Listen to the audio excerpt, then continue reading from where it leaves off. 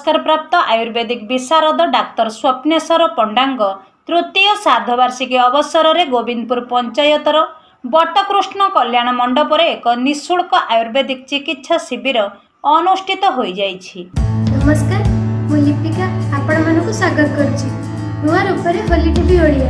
Holi TV Odia सहित जोड़िया पई आपण माने लाइक करंतु, सब्सक्राइब करंतु, शेयर करंतु। एही शिविर को कंटापड़ा तहसीलदार प्रसन्न कुमार सामंतराय उद्घाटन करथिला बेले विभिन्न विभागर अभिज्ञ डाक्तर माने रोगी मानक स्वास्थ्य परीक्षा करिबा सह मागणा औषध बंटन करथिले।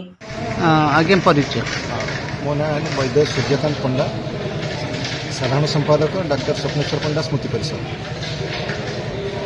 आज ये कार्यक्रम चली डाक्टर स्वप्नेश्वर पंडा स्मृति परिषद और राजवैद्य आयुर्वेद मिलित आनुकूल्य एक विशाल स्वास्थ्य शिविर अनुष्ठित होउछि।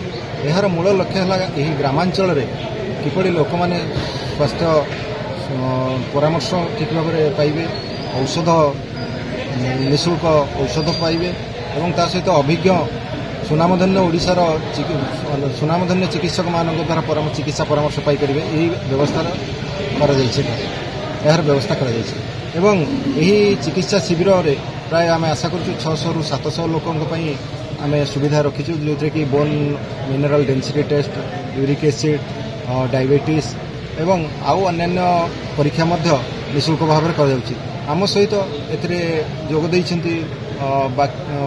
बागची कैंसर हॉस्पिटल तांकर सर्जन कैंसर स्पेशलिस्ट मैंने जोगदे से स्वास्थ्य परीक्षा करें निःशुल्क भाव में औषध अन्य सब वितरण कर। बर्तमान लोक मैंने आसुँच स्वास्थ्य परीक्षा औषध वितरण चली आम खाद्यपेय भी 600-700 लोकंर 600 रु 700 लोकंर खाद्यपेय व्यवस्था करूँ। आगामी दिन में ये कार्यक्रम आम चालू रखू, जपरिक ग्रामांचल डाक्टर स्वप्नेश्वर पंडा जो समाज सेवा कार्यक्रम थिला जहाँकि ग्रामांचल नहीं जातीय स्तर में सुनाम अर्जन से करते से कार्यक्रम को आम आगामी दिन में प्रति वर्ष चालू रखू बोली आमर यही रही आमर इच्छा और आम निश्चित ये कार्यक्रम सफल रूपायन करूँ।